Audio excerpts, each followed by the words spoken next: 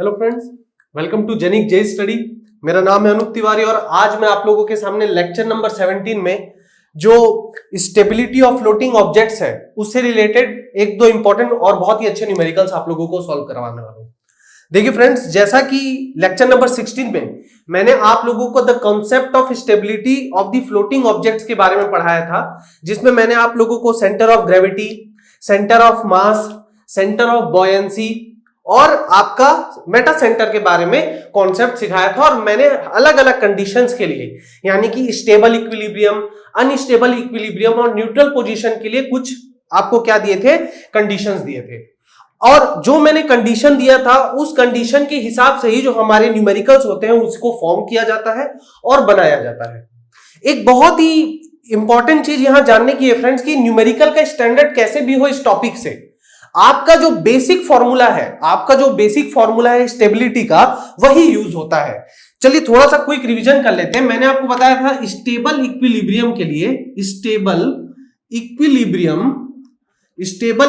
Equilibrium condition के लिए अगर मेरे पास कोई ऑब्जेक्ट फ्लोटिंग कंडीशन में है, ओके फ्रेंड्स, मेरे पास अगर कोई ऑब्जेक्ट फ्लोटिंग कंडीशन में है जिसकी टोटल हाइट h है और जो उसका जो सबमर्ज्ड हाइट है वो स्मॉल h है, तो यहां के लिए हम कुछ पॉइंट्स डिफाइन करते थे फ्रेंड्स। वो था centre of buoyancy, centre of gravity और मेटा सेंटर। ठीक है, अब जब मैं स्टेबल इक्विलिब्रियम की बात करता था तो मैंने आप लोगों को बताया था कि जो मेटा सेंटर होना चाहिए, मेटा सेंट्रिक पॉइंट जो होता है वो सेंटर ऑफ ग्रेविटी के ऊपर लाई करना चाहिए। ये मैंने आप लोगों को लास्ट लेक्चर में बताया था। जिन लोगों ने भी मेरा लास्ट लेक्चर नहीं देखा है वो प्लीज मेरे लास्ट लेक्चर को देखिए, आपको उससे बहुत फायदा होगा। ओके, तो अगर मैं यहां पे कुछ पॉइंट्स मानता हूं, फॉर एग्जांपल अगर ये पॉइंट मेरा वो है जो सबसे बॉटम वाला पॉइंट होता है, ये पॉइंट है मेरा बी यानी सेंटर ऑफ बॉयंसी, ये है ग्रेविटी और ये है मेटासेंट्रिक हाइट। अगर मैं ये कुछ पॉइंट्स को मान के चलता हूं तो आप लोग को एक बात ये पता होगी कि जो कंडीशन है स्टेबल इक्विलिब्रियम के लिए है वो है OB plus BM should be greater than OG। यानी कि आपका जो पॉइंट O से लेकर बॉयंसी तक की हाइट है प्लस बॉयंसी से लेकर मेटासेंट्रिक पॉइंट की जो हाइट है वो बड़ी होनी चाहिए आपकी सेंटर ऑफ ग्रेविटी की हाइट से, तभी जो मेरा बॉडी होता है वो क्या होता है, इक्विलिब्रियम कंडीशन पर होता है। तो कुल मिला के हम लोग को ये जो फॉर्मूला है, अगर stability of the floating body से रिलेटेड न्यूमेरिकल आएगा तो हर केस में हमें यही फॉर्मूला यूज करना है, इसी कॉन्सेप्ट को यूज करना है और इससे हम कोई भी क्वेश्चन बना सकते हैं।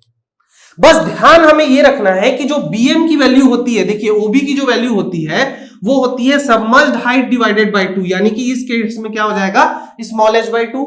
सेंटर ऑफ ग्रेविटी जो होती है उसका एरिया वॉल्यूम, ठीक है, या जो उसका पूरा जो एरिया है, जो भी हम पूरा एरिया लेते हैं या जो लेंथ लेते हैं या जो उसका वॉल्यूम लेते हैं उसका हाफ कंसीडर करते हैं अगर हम लोग मिरर ऑब्जेक्ट देखें या फिर हम लोग क्या करें, एक सिमेट्रिकल ऑब्जेक्ट्स को देखें। तो यहां पे अगर मैं सेंटर ऑफ ग्रेविटी की हाइट लिखना चाहूंगा तो ये जो बॉडी की टोटल हाइट है उसका हाफ हो जाता है।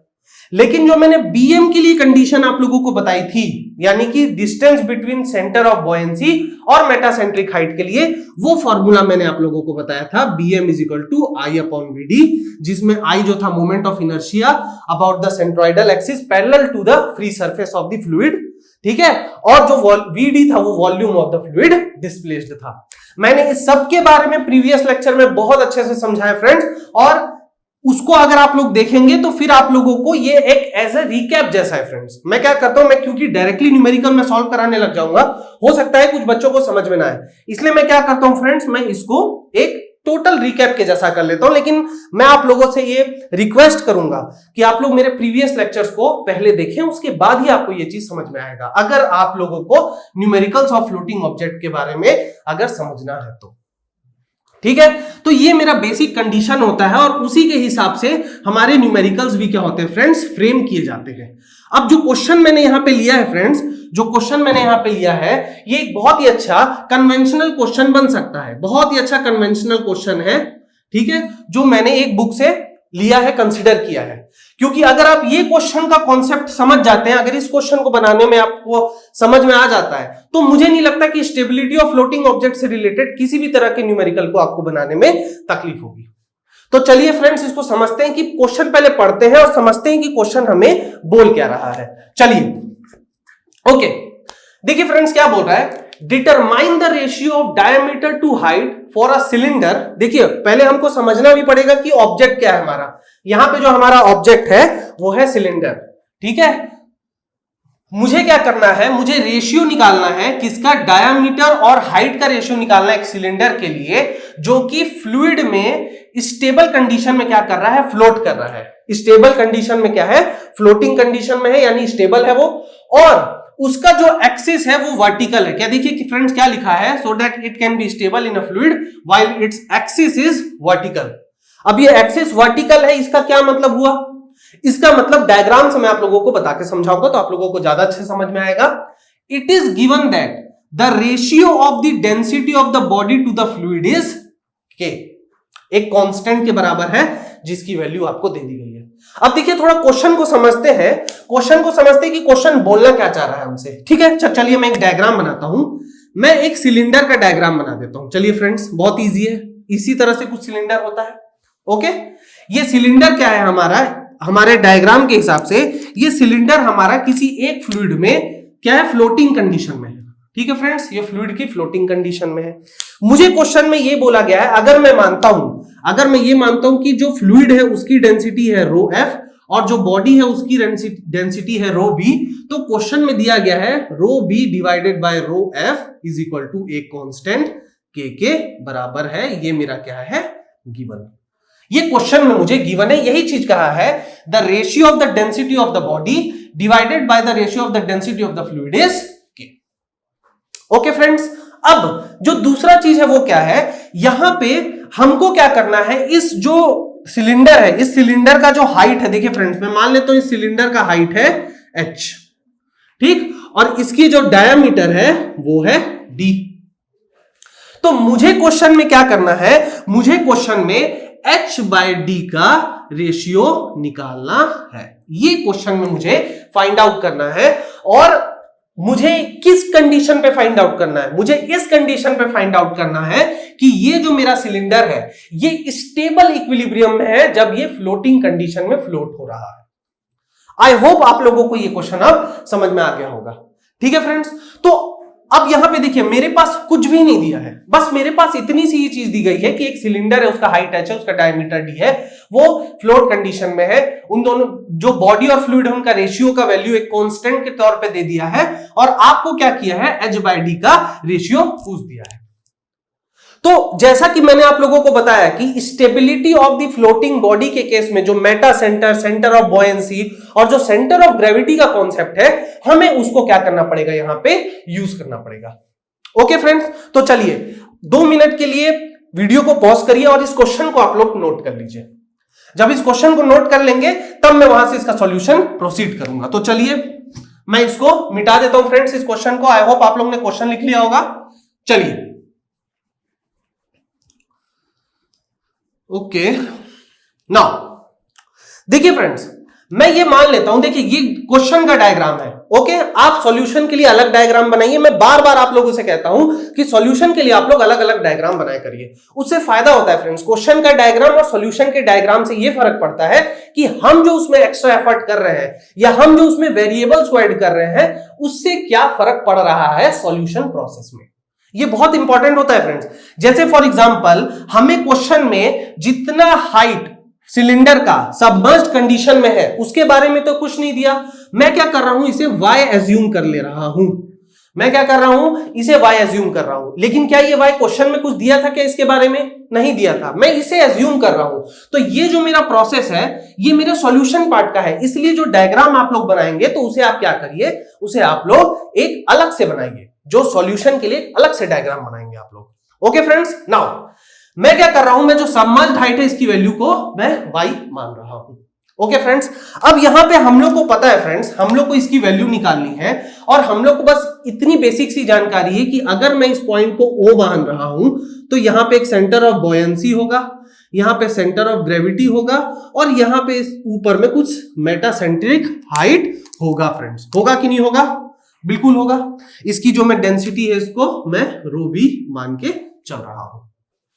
ओके फ्रेंड्स, अब क्योंकि क्योंकि ये बॉडी स्टेबल इक्विलिब्रियम में है, तो मुझे पता है कि स्टेबल इक्विलिब्रियम के लिए जो कंडीशन होती है वो क्या होती है फ्रेंड्स, वो होती है OB plus BM should be greater than क्या है, OG, है कि नहीं है फ्रेंड्स? ओके, नाउ हमें एक और चीज ये दिया गया है कि जो density of the body divided by the density of fluid है उसकी वैल्यू है K, एक कांस्टेंट के बराबर है।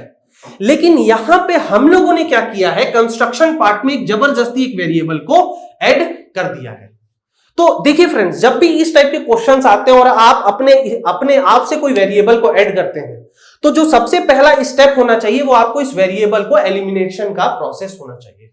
क्या कहा मैंने, आप अगर जब भी किसी वेरिएबल को अपने क्वेश्चन में ऐड कर रहे हैं, फॉर एग्जांपल कंस्ट्रक्शन पार्ट में कर रहे हैं या कुछ वैल्यू एज्यूम कर रहे हैं, तो आपका सबसे पहला आपका स्टेप क्या होना चाहिए, सबसे पहला आपका स्टेप होना चाहिए कि आप इस वेरिएबल को किसी भी तरह से अपने सॉल्यूशन में ना रहने दें, क्योंकि क्वेश्चन में इस वेरिएबल के बारे में कुछ नहीं पूछा है। तो अगर आप लोग जबरदस्ती इस वेरिएबल को अपने आंसर का हिस्सा बनाएंगे तो वो आंसर गलत माना जा सकता है, क्योंकि चेकर को ये नहीं पता है कि y आपने क्या लिया है। ठीक, तो मैं क्या कर रहा हूं, मैं इस y को इस h के फॉर्म में निकालने की कोशिश करता हूं। अब देखिए मैं यहां पे क्या कर रहा हूं, मैं अप्लाई कर रहा हूं, applying the principal of flotation. मैं क्या कर रहा हूं, प्रिंसिपल ऑफ फ्लोटेशन का यूज कर रहा हूं। अब मैंने आप लोगों को बताया था फ्रेंड्स, प्रिंसिपल ऑफ फ्लोटेशन का अगर मैं यहां यूज करूं तो मैं यहां पे क्या लिख सकता हूं, मैं लिख सकता हूं rho of body into G into V of the body is equal to rho of the fluid into G into volume of the body displaced by the fluid. ये मैं लिख सकता हूं फ्रेंड्स। अगर किसी बच्चे को ये रिलेशन समझ में नहीं आ रहा है, इसका मतलब है कि उन्होंने मेरे बॉयंसी का जो लेक्चर है वो नहीं देखा है। ठीक है, अगर आप लोग मेरे बॉयंसी का लेक्चर नहीं देखे हैं तो आपको ये रिलेशन समझ में नहीं आएगा।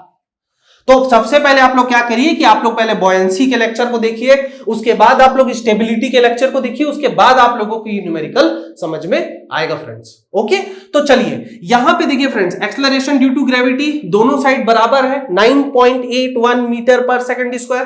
तो मैं इन दोनों को यहां से क्या कर सकता हूं, कट कर सकता हूं। अब यहां पे देखिए मैं क्या लिख रहा हूं, rho of body into volume of the body क्या है, यहां पे देखिए ये क्या है, सिलेंडर है। सिलेंडर का वॉल्यूम क्या होता है फ्रेंड्स, सिलेंडर का जो वॉल्यूम होता है वो होता है π/4 d²h। ये सिलेंडर का वॉल्यूम होता है फ्रेंड्स, इसको नोट कर लेंगे। ठीक है, अगर किसी को नहीं पता है तो आप इसे नोट कर लीजिए कि सिलेंडर का जो वॉल्यूम होता है, सिलेंडर का जो वॉल्यूम होता है वो होता है π/4 d²h। कुछ लोग कहेंगे सर πr² होता है, उसको मैं इसी टर्म पे डायरेक्टली लिख सकता हूं। ठीक है, क्योंकि जो r होता है वो d/2 होता है, तो r² क्या हो गया d/4, तो वही चीज को मैंने यहां लिख दिया d²/4। ठीक है फ्रेंड्स, तो चलिए, तो यहां पे मैं लिख सकता हूं π/4 d² इंटू क्या लिखा है मैंने, जो बॉडी की पूरी हाइट है वो है h is equal to rho of the fluid. यहां पे रो ऑफ द फ्लूइड क्या है फ्रेंड्स, रो f इंटू कितना वॉल्यूम जो बॉडी का है वाटर को डिस्प्लेस कर रहा है, इतना वॉल्यूम फ्रेंड्स। अगर आप लोग ध्यान से देखेंगे तो फ्लूइड अगर यहां तक है, तो यहां तक का वॉल्यूम पूरा उसको क्या कर रहा है, डिस्प्लेस कर रहा है। तो इसको देखिए मैं क्या लिख रहा हूं, इसको मैं लिखूंगा π/4 d² इंटू y। क्यों, क्योंकि मैं y को क्या माना हूं, height of the submerged body. जितना पार्ट बॉडी का सबमर्ज्ड है उसको मैंने क्या माना है, y माना है। ठीक है, तो चलिए देखिए π/4 यहां से कैंसिल हो गया फ्रेंड्स, d² और d² भी यहां से कैंसिल हो गया। तो मैं क्या लिख सकता हूं, मैं लिख सकता हूं rho of the body into h is equal to rho of the fluid into y लिख सकता हूं फ्रेंड्स। मैं क्या कर रहा हूं, मैं basic principle of flotation apply कर रहा हूं फ्रेंड्स। यहां पे मैं क्या कर रहा हूं, प्रिंसिपल ऑफ फ्लोटेशन को अप्लाई कर रहा हूं। तो यहां से देखिए मेरा क्या आएगा, यहां से मैं लिख सकता हूं rho of the body divided by rho of fluid. मैंने इसको क्या किया, रो ऑफ द फ्लूइड को लेफ्ट हैंड साइड को ये किया transfer, into h is equal to y। कुछ नहीं है फ्रेंड्स, कॉन्सेप्ट तो यहीं तक है, ये तो मैथमेटिक्स है, यहां तो मैं मैथमेटिक्स यूज कर रहा हूं, ठीक है। यहां पे कोई बहुत चीज सीखने की नहीं है, ये बेसिक मैथमेटिक्स है, कॉन्सेप्ट ये है। और ये कॉन्सेप्ट आपको तभी समझ में आएगा जब आप लोग मेरे कॉन्सेप्ट ऑफ बॉयंसी के लेक्चर को देखेंगे। ओके, तो यहां पे हमें पता है, क्वेश्चन में दिया गया rho of the body upon rho of fluid, इसकी वैल्यू क्या है फ्रेंड्स, के के बराबर है, तो ये आ गया आपका y की वैल्यू। तो अब मैं क्या कर रहा हूं, y की डायरेक्ट वैल्यू आ गई in terms of k and h। तो यहां पे अब मैं इस वेरिएबल को क्या कर सकता हूं, एलिमिनेट कर सकता हूं, मतलब मुझे अब सॉल्यूशन में y की वैल्यू को पुट करने की जरूरत नहीं पड़ेगी, मैं y की जगह क्या पुट करूंगा, k into h। Okay friends, अब देखिए, अब मैं क्या कर रहा हूं, अब मैं क्या कर रहा हूं, principle of stability of the floating object का क्या कर रहा हूं, कॉन्सेप्ट को इस्तेमाल करूंगा, और देखिए मैं इसको कैसे सॉल्व कर रहा हूं। ठीक है फ्रेंड्स, ओके, इसको क्या करते हैं फ्रेंड्स, क्या इसे मिटा दूं, चलिए इसे मैं मिटा देता हूं। आई होप आप लोगों ने डायग्राम बना लिया होगा। ठीक है फ्रेंड्स, मेरे पास बहुत स्पेस नहीं है, जितना स्पेस है उसी में मुझे यूटिलाइज करना पड़ता है, इसलिए मुझे डायग्राम मिटाना पड़ता है। तो देखिए फ्रेंड्स, हमें क्या पता चला, देखिए हमारे पास जो फ्लोटिंग ऑब्जेक्ट था, हमारे पास जो फ्लोटिंग ऑब्जेक्ट था, ये फ्लोटिंग ऑब्जेक्ट था, ये हमारा फ्लूइड था, ये था हमारा बॉयंसी, ये था हमारा ग्रेविटी, और ये था हमारा मेटा सेंटर, ये पॉइंट था मेरा O, ये पॉइंट था मेरा KH, अभी हमने निकाला, ये हाइट KH था, ये पूरा हाइट हमारा था H, और ये डायमीटर हमारा था D। तो हमें एक रिलेशन पता है स्टेबल कंडीशन के लिए, स्टेबल कंडीशन के लिए मेरे पास होता है OB plus BM is greater then OG। हमने ये पढ़ा है फ्रेंड्स, और अगर हमने पढ़ा है तो अब मैं एक एक की वैल्यू पुट करता हूं। देखिए OB की वैल्यू क्या होती है, OB की वैल्यू होगी KH/2, क्योंकि सेंटर ऑफ बॉयंसी क्या होता है, जितना हाइट आपका डूबा हुआ रहता है उसका हाफ होता है। तो अगर ये KH वाली हाइट डूबी है तो ये k स्मॉल h होगा फ्रेंड्स, क्योंकि k इंटू h की वैल्यू आ रही थी y की। तो अगर जो स्मॉल ऑब्जेक्ट है, जो स्मॉल हाइट है, जो इसका डूबा हुआ है, उसका हाफ करेंगे तो मेरा क्या आ जाएगा, सेंटर ऑफ बॉयंसी की डिस्टेंस। ठीक है, उसके बाद अगर मैं OG की वैल्यू करूं तो ये क्या होगा, h/2। ओके फ्रेंड्स, और उसके बाद अगर मैं आप लोगों को BM की वैल्यू लिखूं, BM, तो ये क्या होगा friends, I upon volume of the fluid displaced, यानी moment of inertia upon volume of the fluid displaced. तो यहां से मैं देखिए I की वैल्यू क्या लिख सकता हूं, I हो जाएगा π/64 d⁴। अब ये कैसे हुआ, देखिए फ्रेंड्स बहुत ध्यान से, आपका जो सिलेंडर है ये वर्टिकल एक्सिस पे है, ये क्वेश्चन पे आपको दिया हुआ है। तो अगर ये वर्टिकल एक्सिस पे है, तो अगर आप इसका क्रॉस सेक्शन एरिया देखेंगे, अगर आप फ्लूइड के पैरेलल इसका क्रॉस सरफेस एरिया देखेंगे, मतलब यहां पे अगर आप अपनी आंख करेंगे तो आपको ये कैसा दिखेगा, आपको ये सर्कुलर दिखेगा, जिसका डायमीटर क्या होगा, D। ठीक है फ्रेंड्स, ये आपको कैसा दिखेगा, ये आपको दिखेगा सर्कुलर। तो अगर आपको ये सर्कुलर दिखेगा तो उसका जो मोमेंट ऑफ इनर्शिया आ जाएगा वो क्या आ जाएगा, π/64 d⁴। आई होप अब आप लोगों को इसमें मोमेंट ऑफ इनर्शिया लेना समझ में आ रहा होगा। हमें क्या करना है, हमें क्रॉस सेक्शन देखना, हमें फ्लूइड के सरफेस के पैरेलली देखना है ऑब्जेक्ट को, और देखना है कि वो कैसा उसका शेप है। अगर वो सर्कुलर ना होकर रेक्टेंगुलर हो जाएगा तो BH³/12, अगर वो ट्रायंगुलर हो जाएगा तो BH³/36। ठीक है, ये सब वैल्यूज आपको पता होनी चाहिए फ्रेंड्स, नहीं होगी तो आप कमेंट सेक्शन में मुझे बता सकते हैं, मैं वो वैल्यूज आपको बाद में लिखवा दूंगा। ठीक, और जो आपका VD होगा, VD क्या हो जाएगा फ्रेंड्स, ये हो जाएगा volume of the fluid displaced, तो ये क्या होगा, π/4 d² इंटू KH, क्योंकि यहां पे जो हाइट लेंगे मैं, जो फ्लूइड को डिस्प्लेस कर रहा है वो ये वाली हाइट है फ्रेंड्स, ना कि इस बॉडी की हाइट। मतलब ये VD की वैल्यू क्या होती है, VD वो वॉल्यूम होता है जो कि फ्लूइड डिस्प्लेस होता है, volume of the fluid displace, और वो कितना ऑब्जेक्ट कितना कर रहा है, इतना कर रहा है, ये वाला रीजन आपका पूरा कर रहा है। ओके, तो अगर मैं इसकी वैल्यू यहां पे पुट करूं तो देखिए क्या होगा, π/64 d⁴ divided by π/4 d² KH। ठीक है, अब देखिए इसको मैं सॉल्व कर रहा हूं। Genic Prime is the new features by Genic Education, where you will get 450 plus video series questions explanation, Prime Facebook group for doubt solving, assignments, live sessions and many more. If you are interested, then visit website and join quickly. For any query, call on 9837933283. इसको यहीं पे solve कर देता हूं friends, इसको मैं solve करता हूं, आप लोग ने इसको लिख लिया होगा अगर, ठीक है। ओके फ्रेंड्स, तो देखिए यहां पे क्या हो रहा है, pi by 64 D to the power 4, small D लेता हूं मैं, स्मॉल डी लिया है, आई एम सॉरी, तो ये है पाई बाय 4 डी स्क्वायर के एच, ठीक है। तो देखिए पाई पाई कैंसिल हो जाएगा, 4 इससे कैंसिल होके 16 हो जाएगा, ठीक है। तो ये क्या हो गया, D to the power 4 by 16 into ये क्या हो जाएगा फ्रेंड्स, ये हो जाएगा, देखिए ये हो जाएगा 1 अपॉन डी स्क्वायर के एच, ठीक। ये क्या हुआ फ्रेंड्स, रेसिप्रोकल हुआ, तो रेसिप्रोकल हुआ तो नीचे आ जाएगा, तो डी टू दी पावर 4 और डी स्क्वायर को जब मैं कैंसिल करूंगा तो ये हो जाएगा डी स्क्वायर और ये आ जाएगा आपका के एच। तो जो वैल्यू आ रही है आपकी बीएम की वैल्यू आ रही है D square by 16 K H. यहां पे जो आपकी बीएम की वैल्यू आ रही है वो आ रही है D square by 16 K H. एक बार ये वैल्यू आ गई आपकी, तो आप क्या करिए, आप इन सारी वैल्यूज को ये और ये, इन तीनों वैल्यू को कहां पुट कर दीजिए, इस इक्वेशन में। तो देखिए ये क्या बनेगा, ये देखिए ये बनेगा, देखिए K H by 2 plus D square by 16 K H is greater than H by 2, ठीक है फ्रेंड्स। अब देखिए मैं क्या कर रहा हूं, 2 से हर जगह से डिवाइड कर दे रहा हूं, यानी कि 2 को मैं क्या कर रहा हूं, मल्टीप्लाई कर रहा हूं, या फिर आप क्या कर सकते हैं, 2 को कॉमन लेके काट सकते हैं। तो ये क्या बन जाएगा, के H plus D square by 8 K H is greater than H. क्या किया मैंने, multiply by 2 both the sides कर दिया। और उसके बाद अब मैं क्या कर सकता हूं फ्रेंड्स, तीनों साइड को एच से डिवाइड कर सकता हूं, डिवाइड बोथ द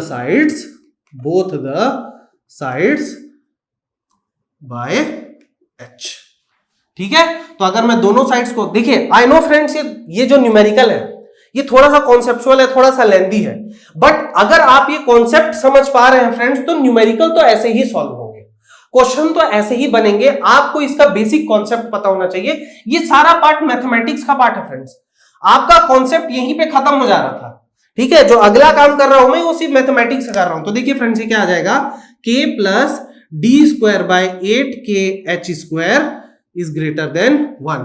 तो यहां से मैं लिख सकता हूं D square by 8 K H square is greater than 1 minus K. तो D square by H square is greater than 8 K 1 minus के।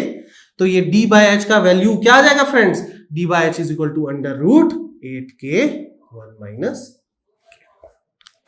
जो फाइनल आंसर है वो है आपका, जहां पे के की वैल्यू क्या है, rho of the body divided by the rho of fluid. आप डायरेक्ट लिख सकते हैं where K is equal to rho of the body divided by rho of the fluid. मतलब डायरेक्टली आप क्या कर सकते हैं, अगर आप इस वैल्यू को याद कर सकते हैं तो अगर मैं किसी सिलेंडर के लिए फ्लोटिंग स्टेबल इक्विलिब्रियम की कंडीशन आपको दे दूंगा तो डायरेक्टली आप क्या कर सकते हैं, आप उसकी डी बाय एच की रेशियो निकाल सकते हैं इस फॉर्मूले से, जहां पे के की जो वैल्यू होगी वो होगी rho of the body divided by the rho of the fluid. तो ये रहा आपका आंसर। ये न्यूमेरिकल बहुत अच्छा numerical friends, it is one of the most likely numerical, जो मुझे ऐसा लगता है स्टेबिलिटी ऑफ फ्लोटिंग, क्योंकि यहां पे आप सारी चीजों का यूज कर रहे हैं। आप विजुअलाइज कर पा रहे हैं मोमेंट ऑफ इनर्शिया कि आपको उसको कैसे लेना है, आप विजुअलाइज कर पा रहे हैं volume of the displaced fluid के बारे में। फॉर्मूला आपको पता है फ्रेंड्स, पर फॉर्मूला को हम अप्लाई कैसे करेंगे, एप्लीकेशन पार्ट उसका कैसा होगा, वो इस क्वेश्चन में आप लोगों को बहुत अच्छे से समझ में आ जाता है फ्रेंड्स। ओके, इस क्वेश्चन को, इसका सॉल्यूशन अच्छे से उतार लीजिए, डायग्राम 2 बार बनाइए, क्वेश्चन के लिए अलग से बनाइए और सॉल्यूशन के लिए अलग से बनाइए। और अब मैं क्या करूंगा, एक और इसी से रिलेटेड एक न्यूमेरिकल दूंगा, बहुत ही अच्छा न्यूमेरिकल है, उसको भी हम लोग क्या करेंगे, यहां पे सॉल्व करेंगे। तो 2 मिनट के लिए वीडियो को रोकिए और इस पूरे को क्या करिए, नोट डाउन कर लीजिए। पहले ये है, फिर ये है फ्रेंड्स, उसके बाद ये है, ठीक है। तो अगर आप लोग इसको प्रॉपरली नोट कर लेंगे और जब इसको आप बिना देखे खुद से बनाएंगे तब आपको समझ में आएगा कि इस न्यूमेरिकल ये कितना अच्छा है। यहां तक कॉन्सेप्ट है फ्रेंड्स, यहां से यहां तक तो सिर्फ आपका क्या है, मैथमेटिक्स है। ओके, तो चलिए फ्रेंड्स हम लोग क्या करते हैं, दूसरे न्यूमेरिकल की तरफ बढ़ते हैं। ओके चलिए, ओके फ्रेंड्स, तो चलिए मैंने आप लोगों के लिए एक और नया क्वेश्चन ला दिया है। बड़ा ही छोटा सा क्वेश्चन है बट बहुत ही अच्छा क्वेश्चन है। थोड़ा इसको भी समझते हैं कि क्या पूछने की कोशिश कर रहा है और क्या हमें इसमें अप्रोच रखना है। देखिए फ्रेंड्स, पढ़ते हैं क्वेश्चन को। क्वेश्चन कह रहा है कि a solid uniform cylinder of length 150 mm and diameter of 75 mm is to float upright in water, determine the mass of the cylinder. बड़ा ही छोटा सा क्वेश्चन है फ्रेंड। देखिए क्वेश्चन आपसे क्या पूछ रहा है, क्वेश्चन आपसे पूछ रहा है कि आपके पास एक सिलेंडर है, ओके, एक सिलेंडर है जो कि फ्लोटिंग कंडीशन में है, जो कि क्या है फ्रेंड्स, फ्लोटिंग कंडीशन में है। आपका जो फ्लूइड है, उसके बारे में भी बता दिया गया है। फ्लूइड आपका है वाटर, तो ये क्या है आपका वाटर। अगर फ्लूइड के बारे में आपको बता दिया गया है और ये वाटर है, तो देखिए डेंसिटी की वैल्यू क्वेश्चन में नहीं दी गई है। मैं आप लोगों को बार बार बता रहा हूं कि जो density of water and mercury है कभी भी आपको एग्जाम में नहीं दी जाएगी, ये आपको याद रखना पड़ेगा। ओके, नाउ अब आप लोग यहां पे क्या बोल रहा है, यहां पे ये बोल रहा है कि सिलेंडर की जो हाइट है ये है 150 mm और इसका जो डायामीटर है वो है 75 mm। ठीक है फ्रेंड्स, जो इसकी हाइट है वो है 150 mm और इसका जो डायमीटर है वो है 75 mm। आपको फ्लूइड की कंडीशन दे दी गई है कि फ्लूइड है हमारा वाटर। और अब मुझे क्या पूछ रहा है, मुझे यहां पे इस सिलेंडर का मास पूछ दिया, यानी कि क्या पूछ रहा है, उसका भार केजी में। मतलब फाइनल जो हमारा आंसर आना चाहिए वो केजी में आना चाहिए। ठीक, अब देखिए जब भी क्वेश्चन इस टाइप से होता है, और अक्सर इस टाइप के क्वेश्चन में प्रॉब्लम क्या होती है फ्रेंड्स, कि हमें समझ में नहीं आता कि हम अप्रोच कहां से करें।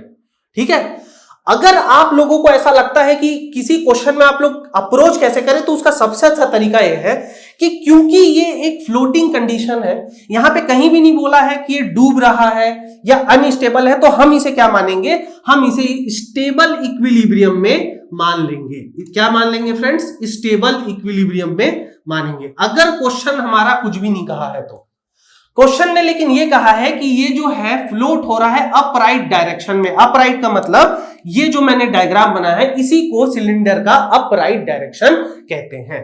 ठीक है, यानी कि इसका जो क्रॉस सेक्शन एरिया है, अगर आप इसका देखिए, इसको आप बनाएंगे, इसका जो क्रॉस सेक्शन एरिया होगा, अगर आप इसको फ्लूइड के फ्री सरफेस के रिस्पेक्ट में देखेंगे, ये आप उसकी एक्सिस हो गई, ठीक है, ये उसकी वर्टिकल एक्सिस हो गई, तो आपको ये कैसा दिखेगा, सर्कुलर डायरेक्शन में दिखेगा। ठीक है, मतलब इसका जो आप लोगों को जो मोमेंट ऑफ इनर्शिया जो बाद में आप निकालेंगे, तो ये ऊपर से कैसा दिखेगा आपको, ये आपको सर्कुलर दिखेगा। तो चलिए अभी मैं मोमेंट ऑफ इनर्शिया की बात ही नहीं करता। ठीक है, अभी हम लोग को इसका मास पूछा है, ओके, यहां पे स्टेबल इक्विलिब्रियम में है, तो हमारे पास कुछ चीजें हैं फ्रेंड्स। हम लोग के पास है सेंटर ऑफ बोयंसी, हमारे पास है सेंटर ऑफ ग्रेविटी और हमारे पास है सेंटर ऑफ मास। ये पॉइंट में ले लेता हूं O, ये पॉइंट में ले लेता हूं B, ये पॉइंट में G और ये पॉइंट में M। ठीक, इस पूरे की हाइट है 150 mm, इस पूरे की हाइट है 150 mm और ये डायमीटर है हमारा 75 mm। और हमें क्या करना है, हमें इस बॉडी का मास निकालना है। हमारे पास स्टेबल इक्विलिब्रियम के लिए क्या कंडीशन है, हमारे पास स्टेबल इक्विलिब्रियम के लिए एक ही कंडीशन है, सिर्फ एक ही कंडीशन है। हमें एक फॉर्मूला पता है, OB plus BM is greater then OG। अभी मैंने आप लोगों को थोड़ी देर पहले भी ऐसे ही एक न्यूमेरिकल करवाया। स्टेबल इक्विलिब्रियम के लिए हमारे पास वही एक कंडीशन है फ्रेंड्स। ठीक है, हम लोग क्या करते हैं, सबकी वैल्यू निकाल लेते हैं। चलिए मैं मान लेता हूं कि ये जो हाइट है, ये जो हमारी हाइट है, देखिए यहां पे भी अब मैं कोई चीज एज्यूम कर रहा हूं। ठीक है, तो ये जो मेरी हाइट है मैं इसको स्मॉल h मान लेता हूं। ठीक, क्योंकि अगर मैं OB की वैल्यू लिखना चाहता हूं तो OB क्या हो जाएगा, OB जो आपका हो जाएगा, ये अगर मैंने स्मॉल h माना है तो OB हो गया आपका स्मॉल h बाय 2। OG जो है आपका OG, ये क्या हो जाएगा फ्रेंड्स, OG हो जाएगा 150 mm बटे 2, तो ये कितना हो गया 75 mm। आप चाहे तो इसे मीटर में कन्वर्ट कर सकते हैं, मैं इसे फिलहाल मिलीमीटर में ही रख के सॉल्व करूंगा ताकि मेरा कैलकुलेटिव पार्ट आसान हो जाए। ठीक, जो आपका BM है फ्रेंड्स, BM की क्या वैल्यू होगी, BM होगी I/VD। ओके, जो हमारा BM की वैल्यू होगी वो I/VD होगी। I मोमेंट ऑफ इनर्शिया, मैंने आपको अभी बताया था कि यहां पे अगर आप लोग इसको free surface of the fluid के रिस्पेक्ट में देखेंगे, मैंने यहां पे एक आंख बनाई है, बहुत अच्छी नहीं दिख रही होगी, लेकिन अगर आप उस रिस्पेक्ट में देखेंगे तो इसका जो क्रॉस सेक्शन है ये कैसा दिखेगा, ये आपको बिल्कुल ये आपको सर्कुलर डायरेक्शन मतलब सर्कुलर लगेगा, जिसका डायमीटर कितना है d है। तो मोमेंट ऑफ इनर्शिया क्या हो जाएगा, यहां I आपका हो जाएगा π/64 d to the power 4। Okay friends, तो देखिए ये आपका क्या बन गया, π/64 इंटू 75 टू द पावर 4। उसी तरह से VD आपका क्या हो जाएगा, VD आपका जो होगा, जो वॉल्यूम फ्लूइड का डिस्प्लेस हो रहा है या जो वेट फ्लूइड का डिस्प्लेस हो रहा है उसका वॉल्यूम, ठीक। तो वो कितना वॉल्यूम है, अगर आप ध्यान से देखेंगे तो वो इतना वॉल्यूम है। तो ये वॉल्यूम को अगर मैं लिखूंगा तो ये क्या लिखूंगा, π/4 d² इंटू h क्या है, ये h हमने जो माना है, तो इंटू d² इंटू h। तो ये कितना हो गया, π/4 इंटू 75² इंटू h। ठीक है फ्रेंड्स, अब मैं ये दोनों की वैल्यू को क्या कर रहा हूं, ये दोनों की वैल्यू को यहां पे पुट कर रहा हूं। तो देखिए bm का वैल्यू क्या आ जाएगा, bm आ जाएगा π/64 into 75 to the power 4 divided by π/4 into 75² into h।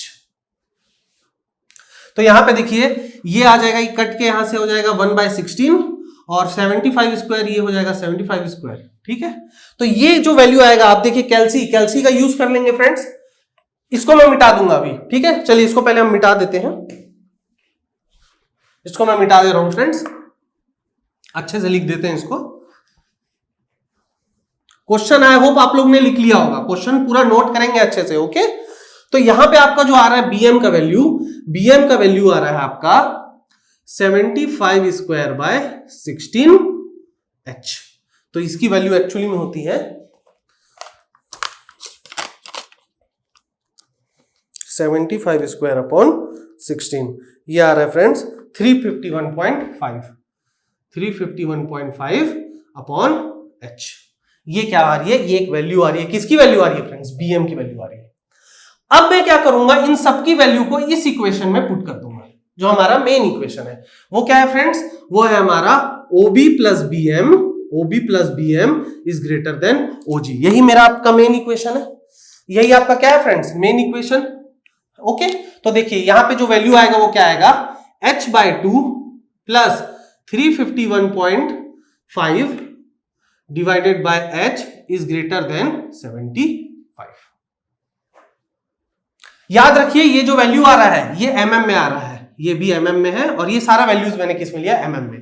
तो ये क्या हो जाएगा फ्रेंड्स, h² प्लस 351.5 इंटू 2, ये हो जाएगा, एलसीएम ले रहा हूं फ्रेंड्स, बेसिक एलसीएम, ये हो जाएगा 703 divided by 2h is equal to 75। I hope आपको ये बेसिक एलसीएम का कॉन्सेप्ट समझ में आ रहा होगा। तो मैंने क्या किया, इसको इस टाइप से लिया। अब मैं क्या करूंगा, 2h को यहां मल्टीप्लाई करूंगा, तो h² plus 703 is equal to 75 into 2 यानी कि 150h। तो इसको अगर मैं क्वाड्रेटिक इक्वेशन में लिख रहा हूं तो h² minus 150h plus 703 is equal to 0। ये मेरा क्या आ गया, एक इक्वेशन आ गया इस h के हिसाब से। तो अगर आप लोग कैल्सी में इस चीज को पुट करेंगे तो आप लोग जाएंगे कैल्सी में इक्वेशन, और पहला आपका क्या है, आपका है पहला वाला इक्वेशन लेंगे, यानी कि ये थर्ड इक्वेशन। तो थर्ड में आपका ये होगा 1 is equal to minus 150 is equal to 703। देखिए फ्रेंड्स, आपके h की दो वैल्यू आ रही है, 145 मिलीमीटर के लगभग, और h की एक वैल्यू आ रही है 4.84 मिलीमीटर। एक्चुअली मैंने ये क्वेश्चन इसीलिए ही लिया था। इसका क्या मतलब हुआ फ्रेंड्स, इसका क्या मतलब हुआ कि h की दो वैल्यू आ रही है। इसका मतलब यह है कि ये जो सबमर्ज्ड हाइट है, या तो ये 145 mm की है या तो ये 4 mm की है। दो हाइट का मतलब ये है फ्रेंड्स कि इसके लिए हमारे पास दो मासेस की वैल्यू आएगी, और वो दो मासेस के हिसाब से ही हमारा जो ऑब्जेक्ट है वो फ्लूइड में स्टेबल इक्विलिब्रियम पर रहेगा। देखिए ये कैसे आता है। मैं जो भी क्वेश्चन लेता हूं फ्रेंड्स उसके पीछे एक मकसद होता है, ओके, ताकि आपके कॉन्सेप्ट की क्लियरिंग का बहुत अच्छा फायदा आपको मिले। ठीक है फ्रेंड्स, तो देखिए यहां पे जो h की वैल्यू 145 और h की वैल्यू 4.84 mm आई है, मुझे क्या करना है, मास निकालना है। तो मैं अब क्या कर रहा हूं, प्रिंसिपल ऑफ फ्लोटेशन लगा दे रहा हूं, principle of flotation. FLO flotation. तो यहां पे क्या आएगा, rho of the body into G into V of the body is equal to rho of the fluid into G into V of the body displacing the fluid. ठीक, ये मैं लिख सकता हूं, जी और जी दोनों तरफ से कैंसिल, और जो rho of the body into volume है, यही क्या होता है friends, mass of the body तो होता है, क्योंकि मास जो डेंसिटी होता है मास अपॉन वॉल्यूम। तो मास क्या हो गया, डेंसिटी इंटू वॉल्यूम, तो यही तो मुझे निकालना था फ्रेंड्स। तो ये क्या हो गया, रो ऑफ द फ्लूइड। देखिए फ्लूइड के बारे में भी क्वेश्चन में आपको दिया है वाटर, तो इसकी डेंसिटी हम यहां क्या लेंगे 1000 into volume of the body displaced, volume of the fluid displaced by the body. तो एक बार हाइट हम ये लेंगे और दूसरी बार हाइट हम ये लेंगे। इसका मतलब क्या हो जाएगा, π/4 इंटू 0.075 का स्क्वायर इंटू 0.145। ये सबको अब मैंने क्या किया फ्रेंड्स, ऐसा यूनिट में पुट कर दिया। 75 मिलीमीटर को मीटर में कन्वर्ट करेंगे तो 0.075, और जब हम लोग वॉल्यूम को, जब हम लोग ये क्या करेंगे, हाइट जो है 145 mm को भी जब मैं क्या करूंगा, मैं जब इसको मीटर में कन्वर्ट करूंगा तो ये वैल्यू आएगा। तो इसको बाद देखिए, जो मास ऑफ द बॉडी आ रहा है वो आएगा आपका, चलिए इसको लिखते हैं, ये आपका आएगा, इसको मल्टीप्लाई करने के बाद 1000 π/4 की वैल्यू हम लोग जब रहे तो हम लोग ने याद कर लिया था 0.785, आप लोग भी चाहे तो याद कर सकते हैं। इसकी जो वैल्यू आ रही थी 0.640 kg के बराबर आ रही थी। ठीक है, इसका मतलब ये है कि ये कितना हो गया 640 ग्राम, क्योंकि 1 kg 1000 ग्राम होता है, तो 0.64 kg को जब मैं 1000 से मल्टीप्लाई करूंगा तो 640 ग्राम आएगा। क्या यहां पे इसको लाना अभी भी सफिशिएंट हुआ? नहीं फ्रेंड्स, अभी भी मेरा काम पूरा नहीं हुआ है। हमने सिर्फ इस हाइट को कंसीडर किया है, इस हाइट को कंसीडर नहीं किया है। तो सेम चीज मैं यहां पे क्या निकालूंगा, दूसरी बार में निकालूंगा। ये हो जाएगा π/4 इंटू 1000 मतलब रो जी इंटू 0.075, क्योंकि डायमीटर तो मेरा चेंज नहीं हो रहा है, लेकिन अब यहां पे मेरा जो हाइट है वो हो जाएगा चेंज 484। तो यहां पे जो वैल्यू आ रहा है फ्रेंड्स, ये देखिए कितना आ रहा है 1000 इंटू 0.785 इंटू 0.075 का स्क्वायर इंटू 0.00484। ये देखिए फ्रेंड्स 0.0213 kg, या फिर आप कह सकते हैं 21.3 ग्राम। इसको मैं यहां पे अच्छे से लिख देता हूं फ्रेंड्स, ये आ रहा है लगभग 21.3 ग्राम। इसका मतलब क्या हुआ फ्रेंड्स, इसका फिजिकल सिग्निफिकेंस समझाना चाह रहा हूं मैं आप लोगों को। फिजिकल सिग्निफिकेंस का मतलब यह होता है कि यहां पे जो आपकी बॉडी है वो दो रेंज ऑफ मासेस के बीच में स्टेबल रहेगी। देखिए आपका एक मास की वैल्यू कितनी आ रही है 640 ग्राम, और एक मास का वैल्यू आ रहा है आपका 21 ग्राम। ठीक है, 21.3, आप 21 लीजिए अभी। तो अगर आपका मास 21.3 से 640 ग्राम तक अगर लाई करेगा तो आपका बॉडी क्या रहेगा, आपका बॉडी स्टेबल इक्विलिब्रियम पर रहेगा। आई होप अब आप लोगों को इसका कॉन्सेप्ट समझ में आ रहा होगा। देखिए मैंने आपसे क्या पूछा था, क्वेश्चन में सिर्फ मास निकालने बोला था, लेकिन एक बार जब आपने क्वेश्चन सॉल्व किया तो आपने देखा कि मास का एक रेंज आ रहा है। इसका मतलब अगर मैं कहूं अगर बॉडी ½ kg का है यानी 500 ग्राम का है तो बॉडी स्टेबल में रहेगा, बिल्कुल रहेगा, क्योंकि 21.3 ग्राम से लेकर 640 ग्राम, देखिए 21.3 में भी वो स्टेबल है और 640 ग्राम में भी वो स्टेबल है। इसका मतलब क्या है कि 500 ग्राम पर भी वो स्टेबल रहेगा, 400 ग्राम पे स्टेबल रहेगा, हाँ 630 ग्राम में स्टेबल रहेगा, 600 ग्राम में स्टेबल रहेगा। तो सोचिए कितने सारे मासेस की वैल्यू है जिसके लिए हमारा जो ऑब्जेक्ट है वो पानी के अंदर, ये वाला जो सिलेंडर है, स्टेबल रहेगा। अब आप लोगों को समझ में आ रहा होगा कि मैंने ये न्यूमेरिकल्स क्यों लिया और इसका क्या वैल्यू है। देखिए फ्रेंड्स, हमारे पास एकदम बेसिक फॉर्मूला है, लेकिन वो बेसिक फॉर्मूला से भी हम फ्लूइड मैकेनिक्स के कितने अच्छे अच्छे क्वेश्चन सॉल्व कर सकते हैं, कितने अच्छे अच्छे कॉन्सेप्ट को सीख सकते हैं। इसीलिए मैंने पहले मैकेनिकल और सिविल के बच्चों के लिए क्या किया, फ्लूइड मैकेनिक्स को चुना। ठीक है, आई होप आप लोगों को ये चीज बहुत अच्छा लगा होगा और इससे आपको लोगों को डेफिनेटली कुछ ना कुछ सीखने को मिला होगा। और जो आपके कन्वेंशनल पेपर भी आएगा, 15 से 20 मार्क्स के जो क्वेश्चन आते हैं आपके कन्वेंशनल पेपर में, इससे टफ सवाल नहीं आएगा फ्रेंड्स, मतलब इससे इजी सवाल आएगा। आप खुद दे सकते हैं, थोड़े से लेंथी सवाल है, 2 सवालों में लगभग 40 मिनट 45 मिनट का टाइम निकल गया। इसका मतलब यही है फ्रेंड्स कि जो आप लोगों के जो क्वेश्चन का लेवल था वो काफी हाई लेवल था। मैं जानबूझ के ऐसे क्वेश्चंस का लेवल लाया। आप सोचेंगे सर एसएससी में इसका क्या काम, बिल्कुल काम है फ्रेंड, कन्वेंशनल में ये सवाल पूछा जा सकता है और ये इंजीनियरिंग सर्विस के कन्वेंशनल में पूछा जा चुका है। ओके फ्रेंड्स, तो अगर आप लोगों को मेरे लेक्चर्स अच्छे लगते हैं तो प्लीज आप लोग इसको ज्यादा से ज्यादा नंबर में देखिए, व्यूज बहुत कम होते जा रहे हैं, आई डोंट नो क्यों। देखिए फ्रेंड्स, आपको सक्सेस ओवरनाइट नहीं मिलेगा, आपको मेहनत करना पड़ेगा, ठीक है। मैं यहां पे पढ़ाता हूं, मुझे यहां पे उस पढ़ाई का मुझे कुछ मिल जाता है, ठीक है, बट आप लोग अभी लॉकडाउन में बैठे हैं, अभी ये जो पीरियड चल रहा है बहुत टफ है फ्रेंड्स, इसको आप लोग भुनाइए, इस टाइप के न्यूमेरिकल्स पढ़िए। ऐसा न्यूमेरिकल मुझे नहीं लगता कोई और टीचर आपको समझाता होगा, या मैं किसी यूट्यूब चैनल को कम नहीं कह रहा फ्रेंड्स, बट इस टाइप के न्यूमेरिकल्स को जनरली प्रीफर नहीं किया जाता ये सोच के कि बच्चे बोर हो जाएंगे। यहां बोरियत की बात नहीं है फ्रेंड्स, यहां कॉन्सेप्ट सीखने की बात है। ओके, तो आज ये हम लोग ये numericals of stability of floating object पढ़ा और इसका कॉन्सेप्ट भी आज हम यहां ओवर कर दिए। नेक्स्ट लेक्चर से मैं आपको काइनेमैटिक्स पढ़ाऊंगा फ्रेंड्स।